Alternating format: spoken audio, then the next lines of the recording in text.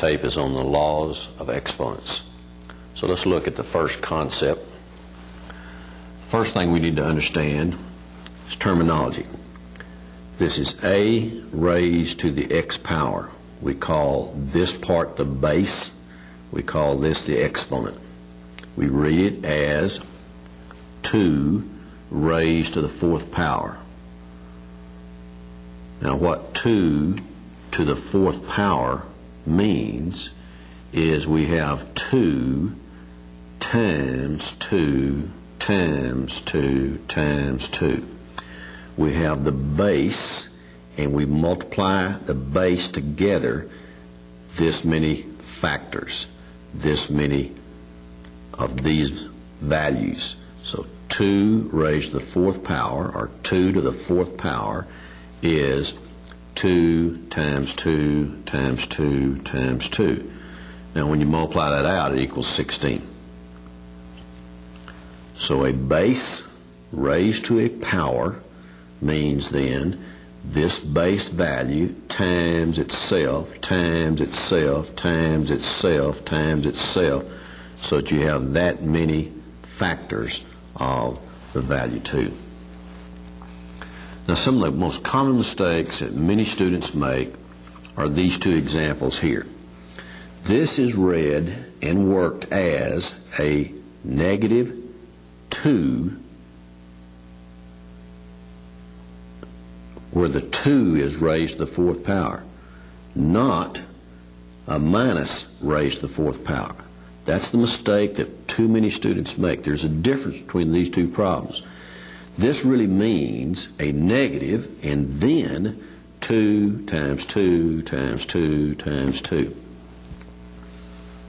And so what we get here is a negative and then 2 times 2 times 2 times 2, which is a minus 16. Now this means when you put the 4th power to the parentheses, it means all of that is raised to the 4th power. So we now do a minus 2 times a minus 2 times a minus 2 times a minus 2. Minus times a minus is a plus, times a minus is a minus, times another minus is a plus. Or another rule is, if you have an even number of minuses multiplied, the answer is plus. If you have an odd number, if you only have 1 minus or 3 minuses or 5 in multiplication, then the answer is negative. Pay attention to this again. This is 2 to the 4th power and then minus that, or a negative and then 2 to the 4th power. This is a negative 2, all raised to the 4th power. Watch out for that and be careful of it. All right, now let's look at the laws of exponents. So in your notes there, we'll start with the first rule or law of exponents. And it is when multiplying same bases, you add the exponents. So if I have this base raised to a power times the same base raised to a power, the answer is that base raised to the sum of the powers. You do not multiply the bases together. You simply, if this is the same base for both of these, you simply add the powers. For example, 2 raised to the 3rd power times 2 to the 4th power is 2 to the 7th power. You do not multiply the 2 times the 2. You don't come over and put a 4 here. And the reason of that is this. This is 3 2's. This is 2 times 2 times 2. That's 3 of those. Times 4 more of those. So that gives us 7 in all. This is 2 times 2 times 2. 3 of them. And then we have 4 of these. So we have 7. 2 times 2 times 2 times 2 times 2 times 2 times 2 times 2, which is 128. Say it over and over and over again before I get through this tape, is that when you multiply and the bases are the same, you simply add the exponents. You do not multiply the bases. Do not multiply these. Simply add the powers, and then that becomes 2 to the 7th power. Another example, 4 to the 5th power times 4 to the 3rd power is 4 to the 8th power. We simply add these powers. Add the powers. Do not multiply the bases. You simply write the base down raised to the sum of the powers. And that's a tremendous difference, because 4 to the 8th power is 65,536. If we multiplied the 4s and had 16 to the 8th power, it would be a tremendous large number, nowhere close to being the same answer. All right, next example here is a to the 1/2 times a to the 3/4 is a, and you add powers. So if we come in here and add 1/2 and 3/4, we get 1 1/4, okay, or 5/4, getting a common denominator. Multiplying by 2, we get 2 plus 3/4. Point is, base to a power times the same base to a power is the base raised to the sum of the powers. Not 2 to the 4th times 3 to the 5th is not 6 to the 20th. You do not multiply these together. You do not multiply these together. Now the correct answer to this would be 2 to the 4th power. You just come in here and work this out. Just go back and replace that with 16. And then come in here and replace 3 to the 5th power with 243. And then you just have to multiply those numbers together. There's no special rule to handle this case. The rules we're dealing with say that if we have the same base times the same base, then we get to add the powers. If the bases aren't the same, we do not get to use any of these rules. You have to go do just numbers. All right, let's look at the second law of exponents. And that's division. And that rule says that if I have a base raised to a power divided by the same base raised to a power, then I subtract powers. I just copy the base down and subtract powers. Example, 4 to the 10th divided by 4 to the 2nd power is 4 to the 8th power. Not 4 to the 5th. You don't divide anything in here. The rule says if you have a base raised to a power divided by the same base raised to a power, you write down the base and subtract the exponents. Okay, a to the 6th divided by a to the 2nd is a to the 4th. Subtract powers if the bases are the same. All right, now let's look at the next one here. When the denominator power is larger, what happens? This is 5 to the 3rd over 5 to the 9th. That's 5 to the minus 6. 3 minus 9 is a minus 6. Now we have a rule in math that says we never leave any answer with a negative exponent. So what we have to learn is how to switch this over. And that'll be one of the rules we'll talk about in a minute. But let's look at how we could figure out why this is like this. This is 5 to the 3rd. That's 3 5s. And this is 9 5s.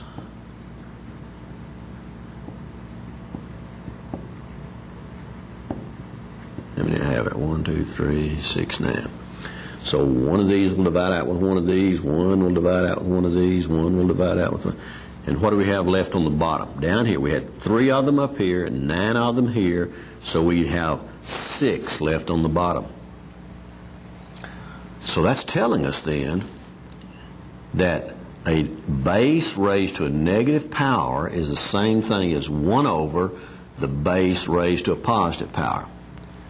We'll talk about that some more. All right, the next one is just an example of where you have to watch out for that minus sign, remembering the one I talked to at the beginning. This is 4 squared, which is 16. The minus is not squared, so it's a minus 16. This is a minus 4 squared. So minus 4 times a minus 4 is a plus 16. And that gives us a negative 1. Okay. Now again, one that's commonly made by mistake made by a lot of students are things like this. 8 raised to the 6th power divided by 2 raised to the 3rd power is not, you do not divide the bases into the bases, and you don't subtract the powers. You don't do any of this. what you'd have to do is come back over and say 8 times 8 times 8 times 8 times 8 times 8 times 8 divided by 2 times 2 times 2 times 2. Just work the problem out. The rule is the bases must be the same or you don't use the rule. All right, let's look at the third law of exponents, or rule that we have. And this rule says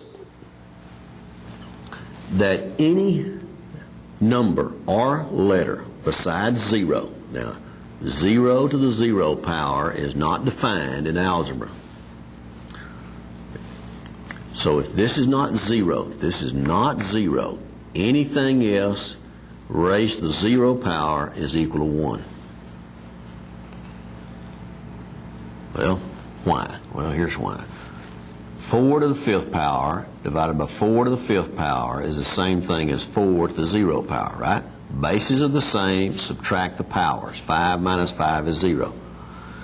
But 4 to the 5th power, when you multiply that out, is the same as this. And so what if this number is the same as that and divides into it, it will equal to 1. So it's not just something that's made up. It's a reasoned process. It comes from Rule 2. What we've done is taken a base to a power and divided it by the same base to the same power. So kind of a statement that says anything divided by itself is 1. Any basic number divided by the same number is equal to 1. That is, of course, not 0 divided by 0. Okay? Another example, x cubed divided by x cubed is x to the 0 power, or x cubed divided by itself is 1. Now, let's look at the last two examples I have on this rule, and that is this. If I have all of something right here, an entire object raised to the 0 power, then all of that's equal to 1, because it says all of this is divided by itself. So that's equal to 1. But don't get caught up and get fouled up on something like this. The b is the only thing to the 0 power here. So the correct answer to this really is minus 2a. The b to the 0 becomes a 1. So don't foul up problems on exams and homework on this stuff. If all of this is raised to the 0 power, then all of it's 1. But if only a portion of it's to the 0 power, then just that portion is equal to 1. All right, so anything raised to 0 power is equal to 1, provided that base is not 0. Let's now look at the next example. And this is the one that I was talking about a while ago, a rule about negative powers. Now, the rule about negative powers says that a base raised to a negative power is 1 over the base raised to a positive power. All right, look at the example. A base 3 raised to a negative 2 is 1 over base 3 to a positive 2, which when you multiply out, it's 1 over 9.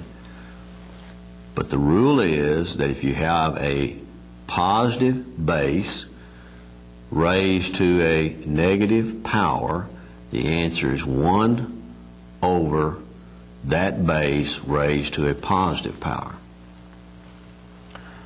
Or another way that sometimes can be used is says you can just move this down. Just move this down and change it to a positive power.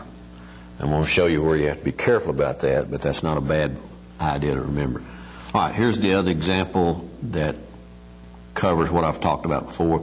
5 to the 3rd divided by 5 to the 6th is 5 to the minus 3. So what do we do with a base raised to a negative power? We write it as 1 over the base raised to a positive, same power.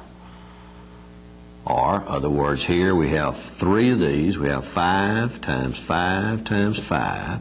And here we have 6 of these 5s. And so 1 divides out, 2 divides out, 3 of them divides out, and we have 3 of them left. So either way you want to think about it, just learn the rule. The rule says a base raised to a negative power is 1 over the base raised to a positive, same power. All right, let's look at a problem like this, a little more complicated problem, taking this one. And this is where I was saying that I want you to look at these two right now. The difference between these two is this is all multiplication and or division. All multiplication and or division. This has addition in it. Now, if it's all multiplication and or division, you can move things just up and down across the division sign. A to the minus 4 moves down to A to the plus 4.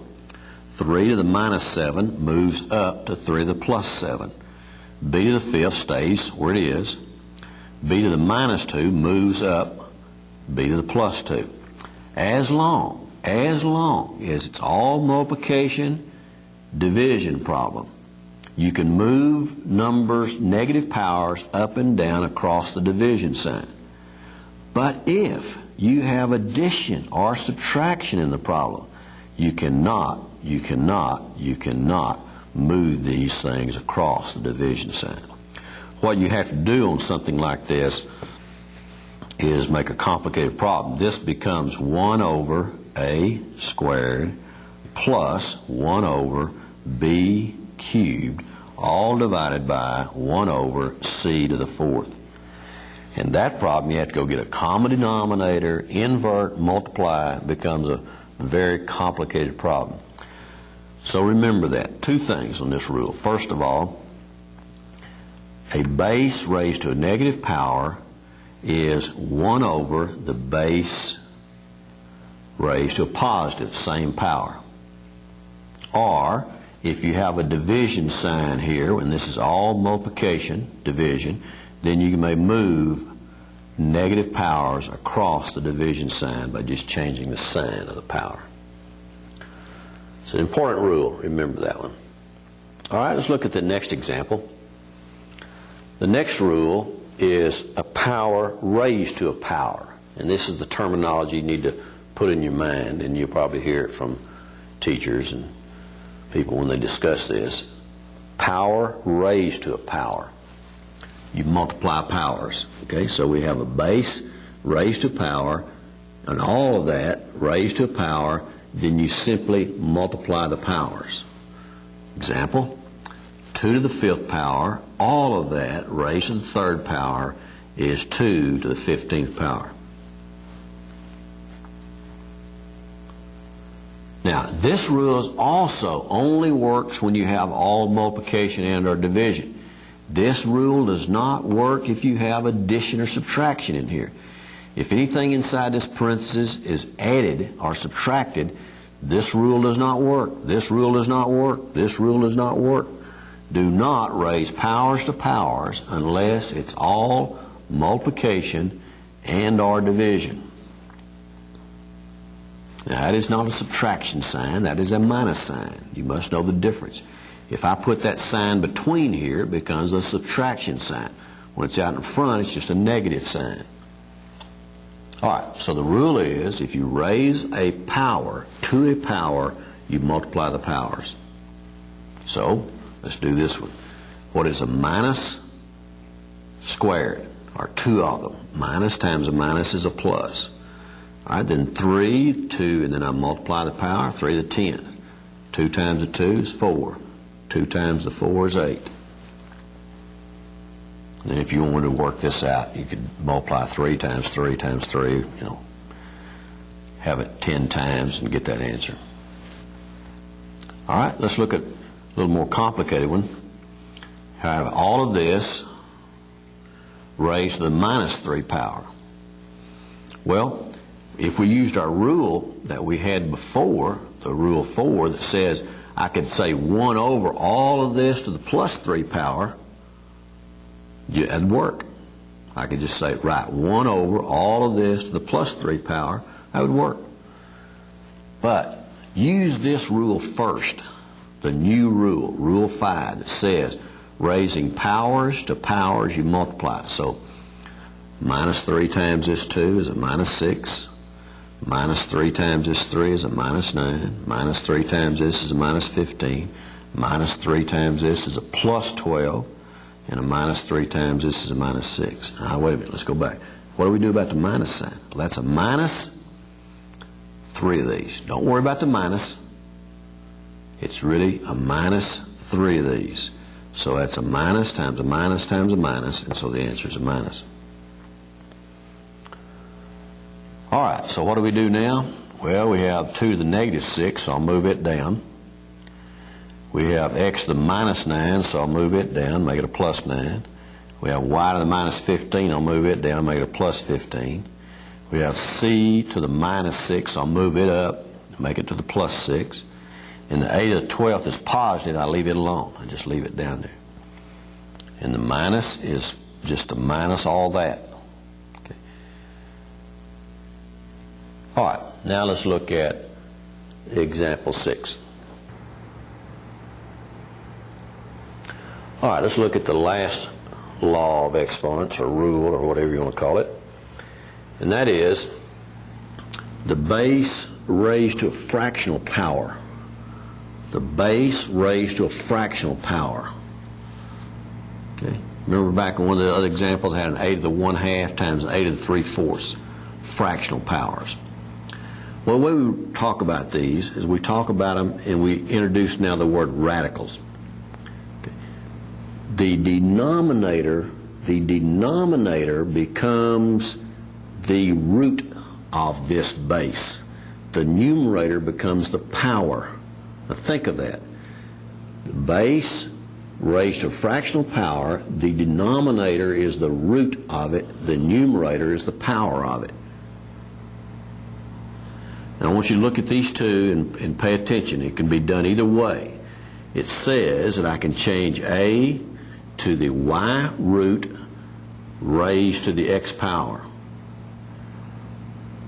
Or we can say a is raised to the x power, and that answer, we want the y root of it.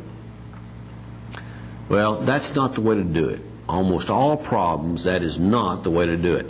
This is the way we will work the problem. We want to do the denominator root of the number and then take that answer, all of that answer, and raise it to the numerator power. For instance, 16 to the 3/4 power is the 4th root of 16 cubed. Well, what is 16 times 16 times, I don't know. I don't know what 16 times 16 times 16 is. It's actually 4,096. Well, what's the 4th root of 4,096? Well, I don't know that. But look how easy it is if we'll do this. The 4th root of 16 happens to be 2. The 4th root of 16 happens to be 2. Now, what does it mean by the 4th root? Let's talk about that for a minute. What is the square root of 9? Well, it's 3 times 3. It's what times itself gives me 9. Well, the cube root of 27 means what times what times what. 3 of them gives me 27. The cube root of 8 is 2, because 2 times 2 times 2, 3 of them, gives me 8. So power, if I have 2 raised to the 5th power, it means I take 2 and multiply it with 5 of them. If I have the 5th root of a number, all right, for instance, the 5th root of 32, what number 5 times gives me 32? Well, 2 times 2 times 2 times 2 times 2 is 32. So the 5th root of 32 is 2, because 2 5 times is 32. So that's what the root means. So let's go back here and look back at this one.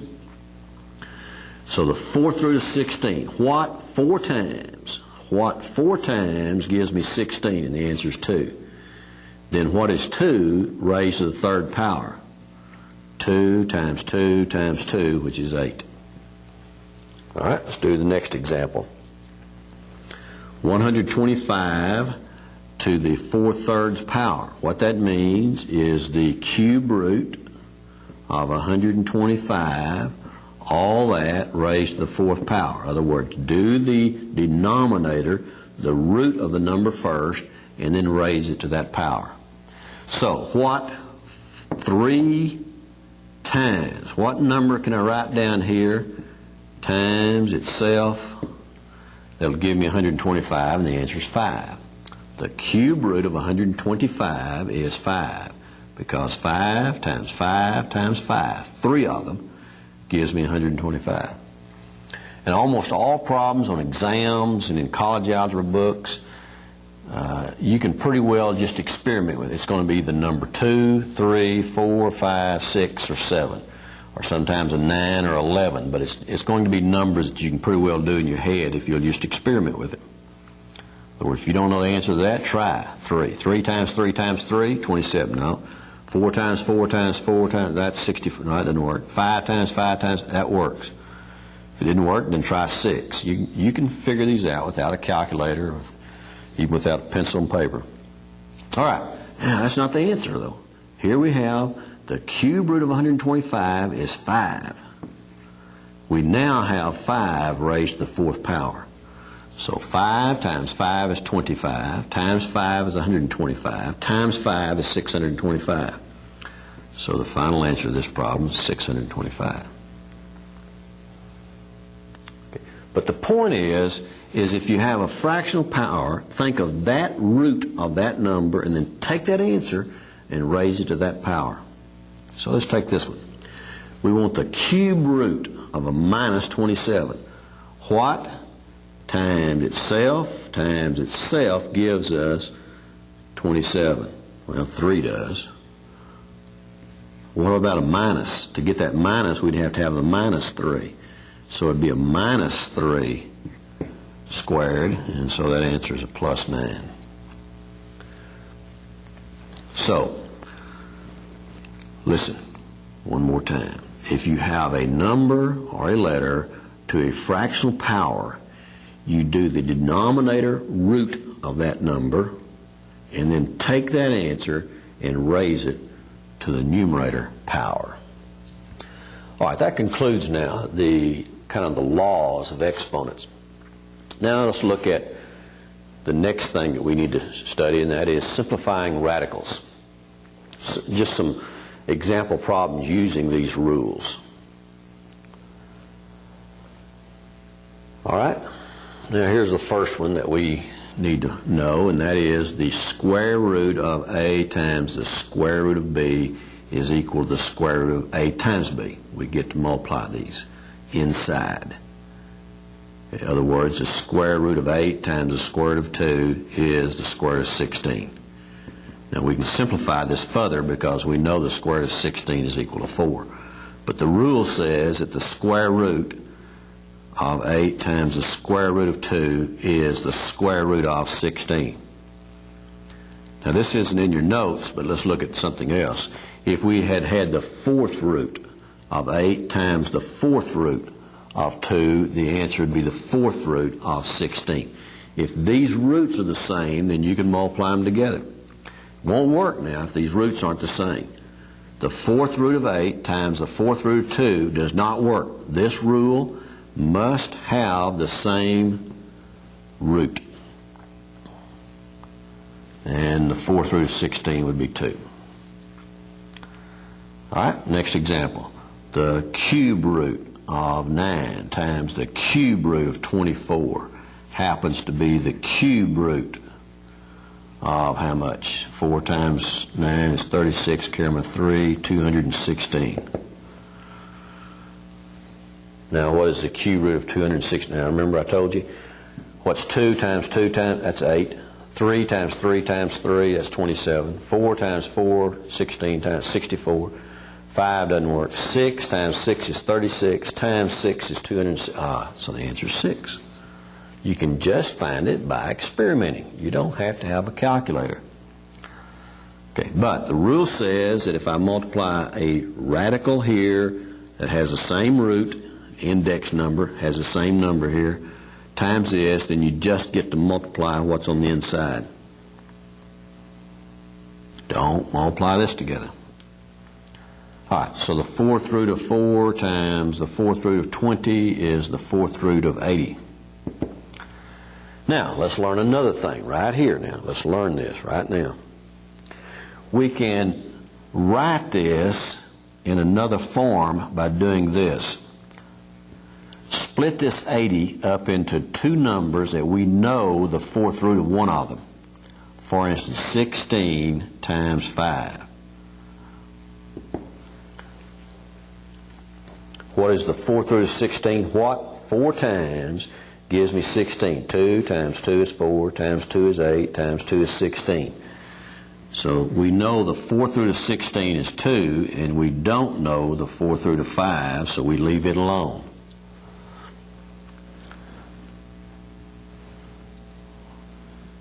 Now, that's what's called simplifying a radical, one way of simplifying a radical, and that is to split this up. For instance, we could have done 2 and 40. Do you know the 4th root of 2? No. Do we know the 4th? No. So that's no good. So let's try 4 and 20. Do you know the 4th root of 4? No. The 4th root? No. Don't know that. So, how do we split it? Well, here's how you do it. What you do is you start with the number 2. 2 divides into that 40 times. Do we know the cube root of it? No. Then 3. Try 3. 3 divides it. Doesn't work. 4 divides 4 into that. Didn't work. Divide 5 into it. Now, when you divide 5 into it, you get 5 and 16. And we know the 4th root of 16, so that's how you determine it. So it's not something you're supposed to have to just look at and see. What you do is try 2, and then try, if that doesn't work, divide it by 3, and see what that answer is. Divide it by 4, see what the answer is. Divide it by 5, see what the answer is. And when you get an answer that you know the 4th root of, then you have it split, and it works. Okay, let's look at some other examples now. Let's look at the square root of 8x squared y to the 5th. Well, we split this. We'll split 8 into 4 and 2. What is the square root of 4? That's 2. Okay, and we don't know the square root of 2, so we'll leave it alone. So we're going to leave it in there. Okay, that's this one right here. Now, I want to show you a shortcut. I won't explain why, but I want to show you a shortcut. The square root, this is a 2. If there's nothing written there, you must understand that that's supposed to be a 2. Divide 2 into 2. Goes one time. So that goes outside. With how many left over? None. 2 into 5 goes 2 times. With how many left over? 1. So what you do is for letters raised to powers, you simply divide this index number into this. The number of times it goes is you write that letter out front that many times. The remainder, whatever the remainder is what's left inside. For example, let's just change this for briefly and say this was to the 7th power. 2 will go into 7 3 times with 1 left over. That's a shortcut method. Now let's go back and learn why it's that way, all right? Let's kind of discuss why it's that way. Well, here's the reason. Remember I split the 8 into the number I knew? Well, what is the square root of x squared? Well, it's x. Now, y to the 5th can be written as y to the 4th times y. Y to the 4th squared. What's the square of that? What is y squared times y squared is y to the 4th.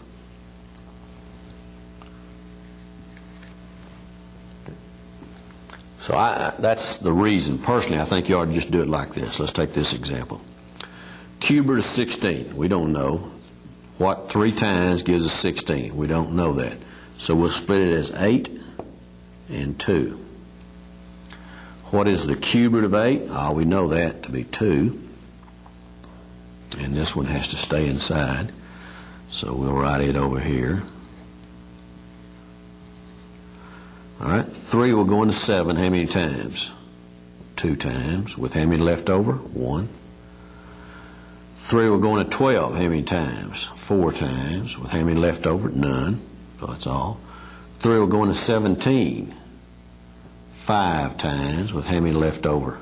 2. And so all of this is out in front of the cube root of 2xc squared. All right, let's do this next example. What is the square root of 9? Well, we know that's to be 3. Now, wait a minute, this is division. This is the square root of a division. So we'll just put a division sign there. We'll do the top, and then we'll do the bottom. So the square root of 9 is 3. Square root of x cubed, 2 into 3 goes 1 time, with 1 left over. 2 goes into 5 2 times, with 1 left over. Now the bottom. What is the square root of 125? Well, we don't know, but we'll split it. 2 into 25, no, it doesn't work. 3, no, it doesn't work. 4, 5. 5 goes into it 25 times. Now, what is the square root of the 25? So that's 5. It goes out on the bottom. 2 into 9 goes 4 times, with how many left over? 1. So we have a 5 and a y left over.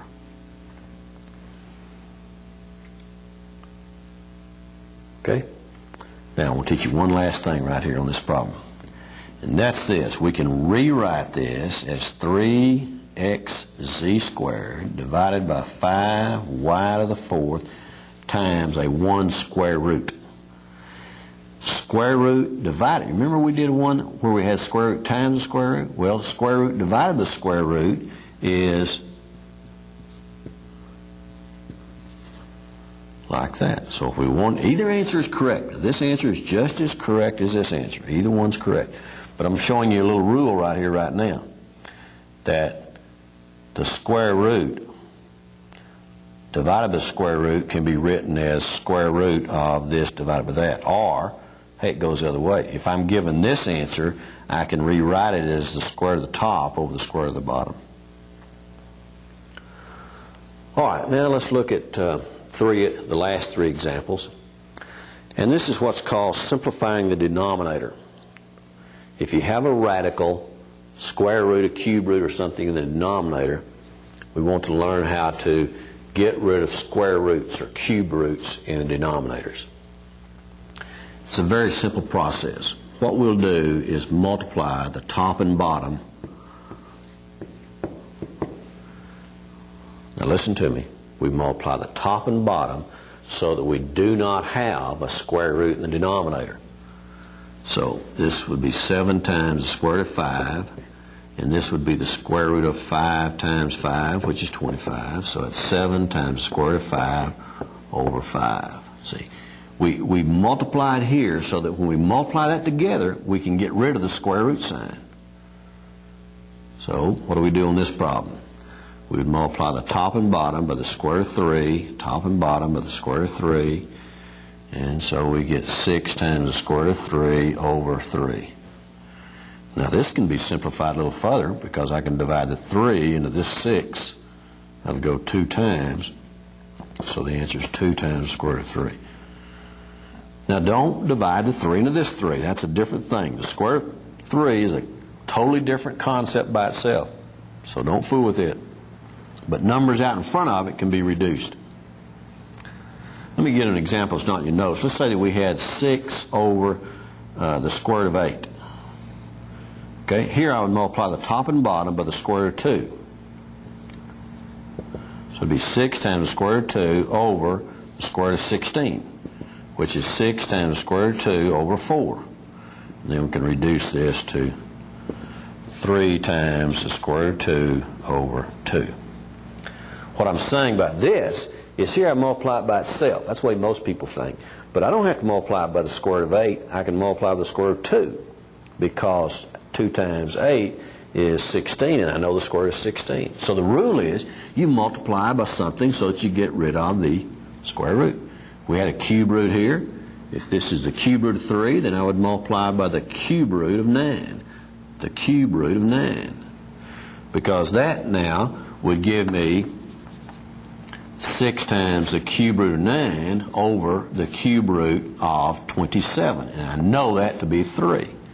So you have to multiply by whatever it takes so that you know the answer to the cube root.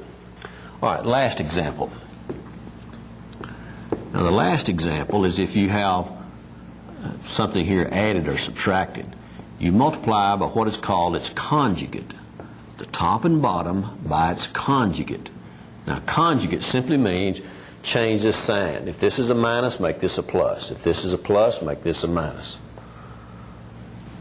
Okay, so the top then, I'll write it down here, would be 2 times the square root of 3 minus 4. Multiply this times everything in there.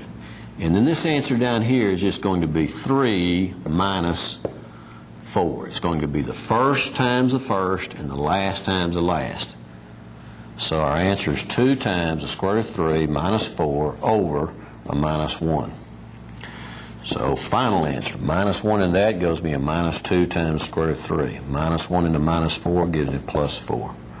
And back of the book sometimes they'll write it like this, but either way is sufficient. Either answer is sufficient. Okay, this concludes now the tape that you need if you're doing beginning or intermediate algebra or the tasks tape. This will be sufficient for things about powers and roots and laws of exponents. If you're needing some college algebra examples, then keep watching the tape and I will work some more complicated problems.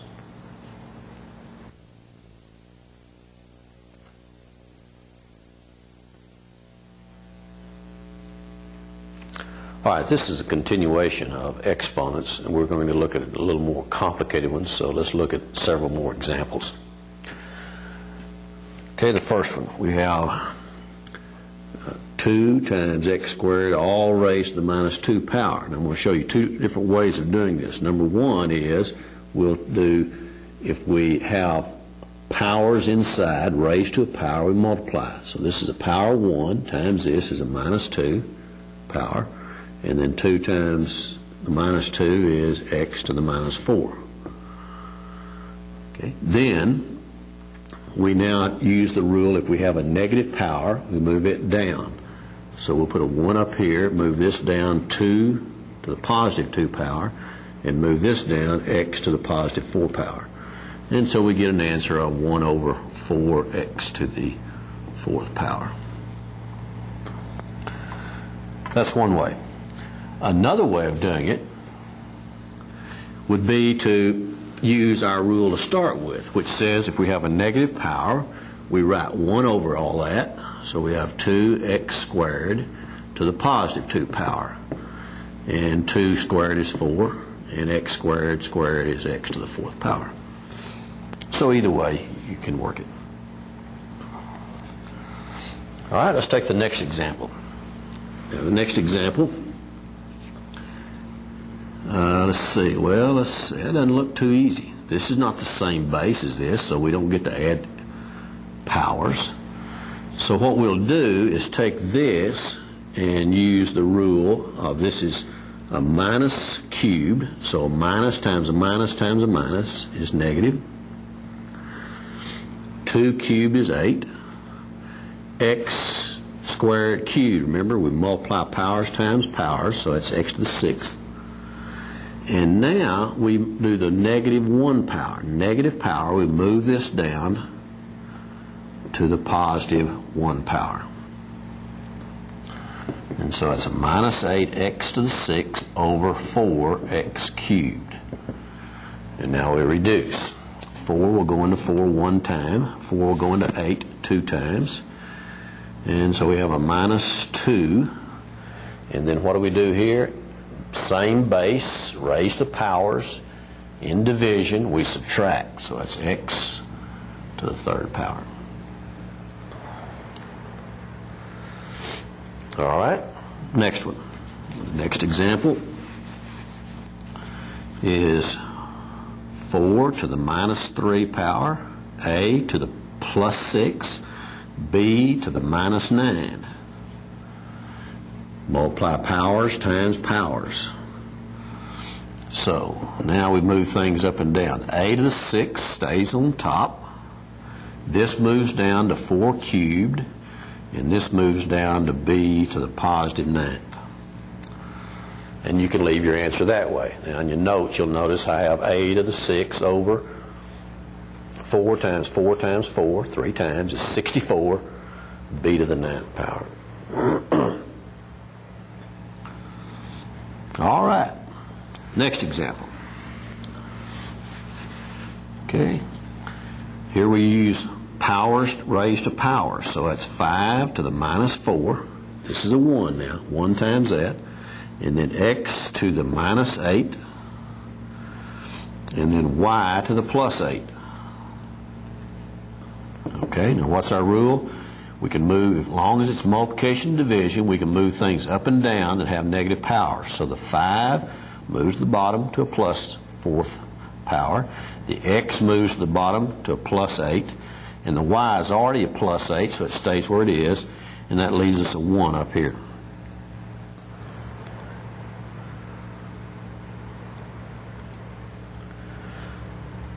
Okay, now let's look at another example.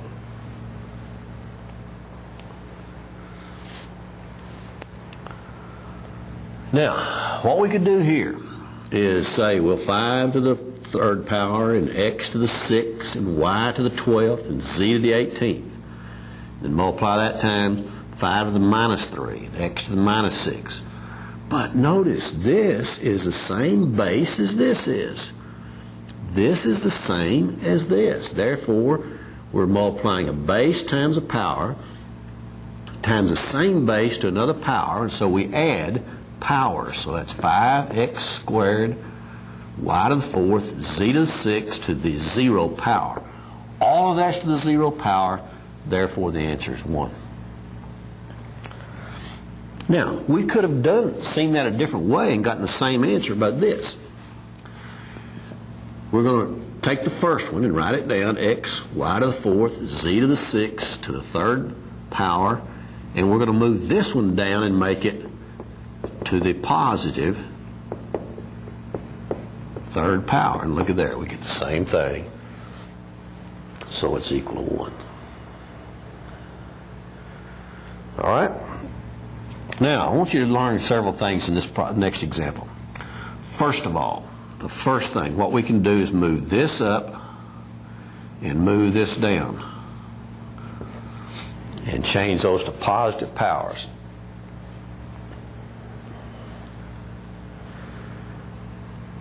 Okay, so if we have a fraction with negative powers, there's no addition or subtraction in here, we can move them up and down across the division sign by changing it to positive powers. Now here's something I haven't talked about before, but I'd like for you to learn it right now. If we have a fraction to a negative power, we can switch that fraction over, it's called a reciprocal, and change it to the positive power. Learn to do that. If you have a fraction, and remember, all these rules don't apply if you have addition, subtraction, a lot of those things. But if we have a fraction that's multiplication and or division only, raised to a negative power, we can just flip that fraction over and make it to the positive power. Well, that's the same thing as saying 1 over. If you put 1 over a fraction, what you do is invert multiply. So we're not coming up with a new rule, it's just a shortcut. All right, so now we have b squared over a squared. That's the first one. And then this is a cubed over b cubed. And that's times, so now let's reduce. This will divide into this, leave us one of those. This will divide into this and leave us one of those. And so our final answer is a over b. All right, let's look at the next example now. We have the square root of 18x squared over z cubed. So what we do, you don't have to write it down necessarily, but mentally you need to do this. We're going to split the 18 into two numbers where one of them we know the square root of. So 2 and 9. 9 times 2 is 18. What is the square root of 9? Well, that's 3. The 2 stays in there. And what is the square root of x squared? What is 2 divided by 2? That's 1. None left over. Okay, on the bottom, 2 into 3 goes one time with 1 left over.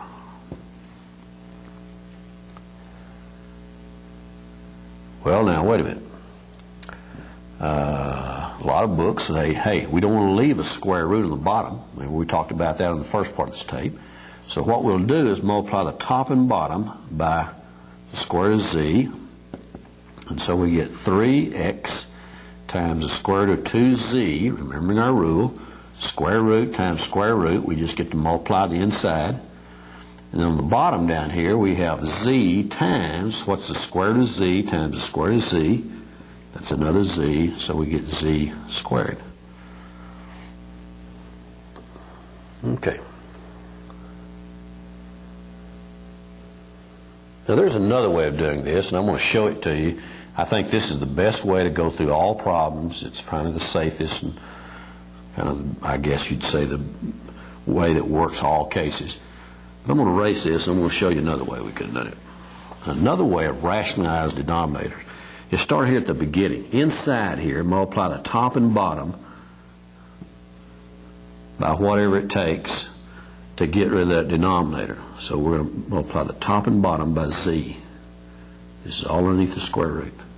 So we now have the square root of 18 x squared z over z squared. This is z to the fourth, so it's z squared. And then you go simplify. 18 splits into the 9 times 2, so that's 3. Square root of x squared is x, and we end up with, notice, the exact same answer as we had a while ago. So what I'm saying to you on a square root problem, you can start with multiply the top and bottom by whatever it takes to get the denominator to be a perfect square. All right, let's look at another example. These are some of the same rules, just making up several other examples that come out of your textbook. In fact, some of these problems are your homework problems. Okay, how do we do this one? Well, let's see. First, we split this into two numbers that multiply such that one we know the square root of. So we'll do 25 times 3. Okay, so what is the square root of 25? Well, that's 5. So that comes out. The 3 stays in, so we'll move it over here. And so the 3 stays in. And now what do we do here? This is a 2, if it's square root. 2 into 2 goes one time. No remainder, so there's no x left in there. And 2 goes into minus 4 2 times. But it's a minus 2, isn't it? And no remainder. So therefore, that takes care of the square root. Now, our rule is never leave an answer to negative power. So what we'll do is move the y squared down and leave this on the top.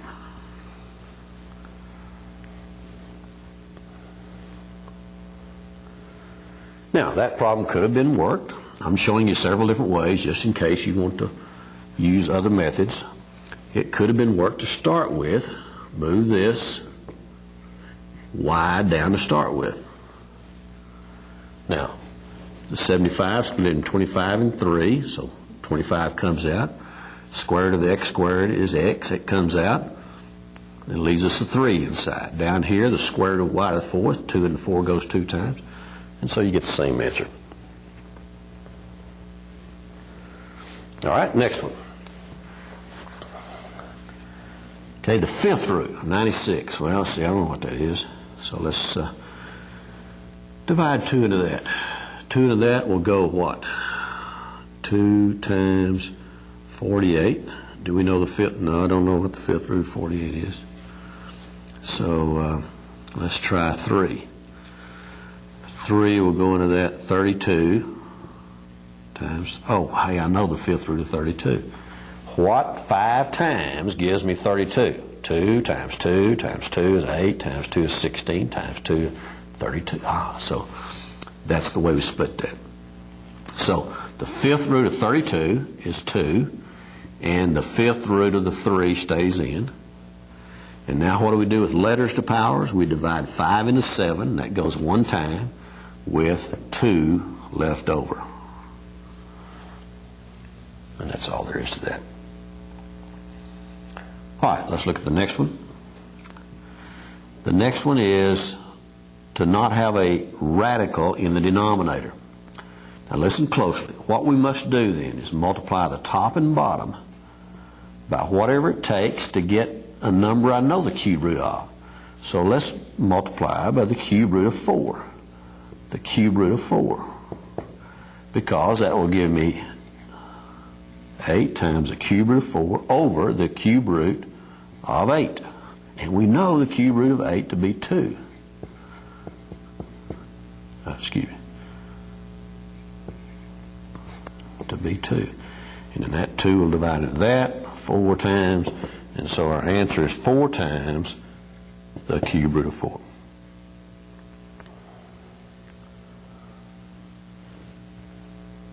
So the rule is, and let's look at the next case, the rule is to multiply the top and bottom by whatever it takes that we get rid of the radical sign.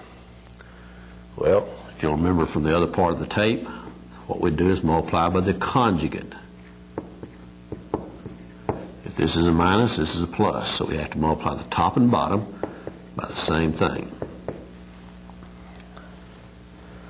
Well, what do we get up here?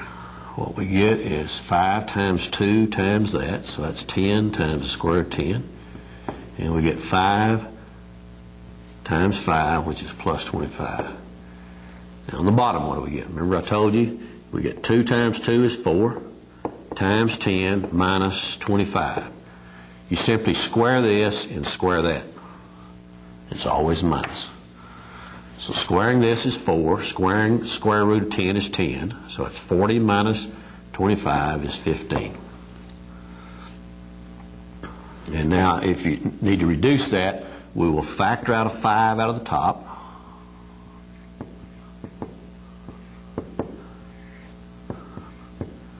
And that'll go into that 3 times, and so there's the answer.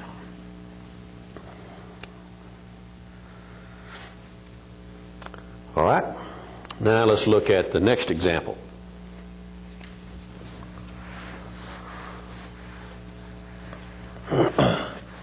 If we have a radical of a radical, what we do is change these to fractional powers. This inside would be 32 to the 1/2 power. That's still times that square root. This square root is this square root. Okay, well, what does square root mean? That means 32 to the 1/2 power to the 1/2 power because of this. So our final answer on this would be 32 to the 1/4 power. Well, that's not necessarily the final answer. I mean, that's sufficient.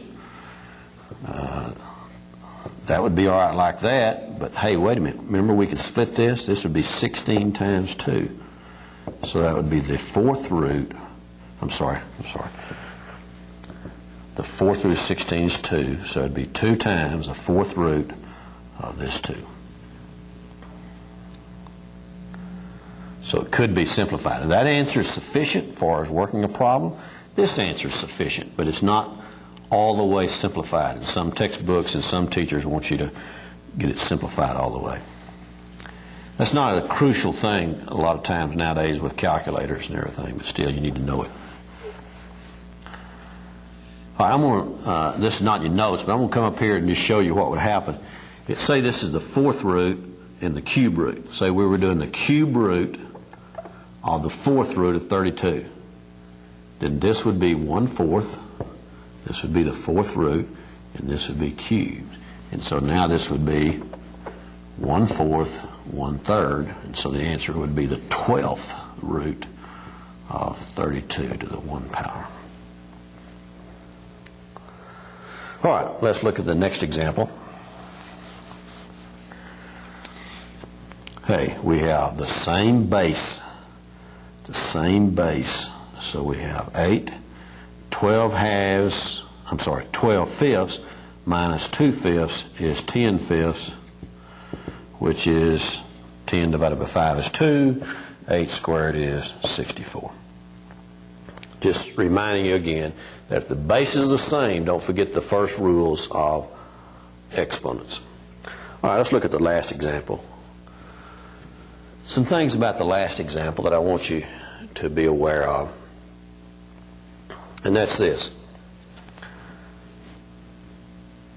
Okay, here we're going to, hey, we have the same base, so we can add powers. So that's x to a minus 3 plus 1/2 is a minus 2.5. And down here I have 1.5 minus 1, which is 1/2. And if we subtract powers, that's a minus 3. So the answer is 1 over x cubed. But I want to now come look at this, and I want to go back and look at the problem we had before and tell you about a condition that you're going to see in the textbook.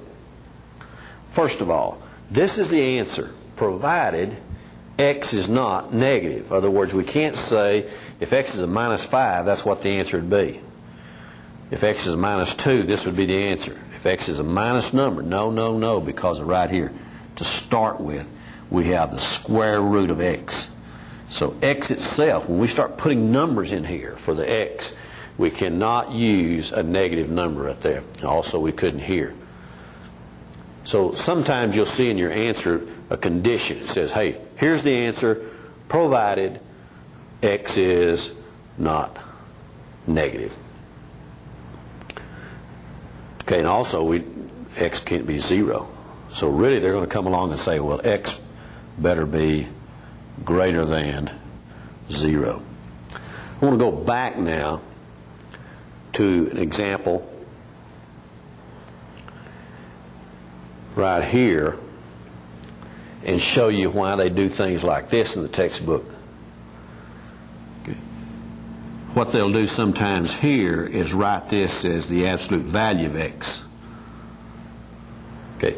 In other words, if x is a negative number, they're not going to take out the negative number out here in front. They're only going to put the positive number there.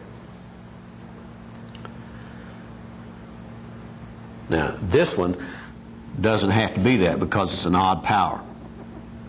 But let's look at the one above it. The one above it is an even power inside. So you're going to see in the back of the book the absolute value on there.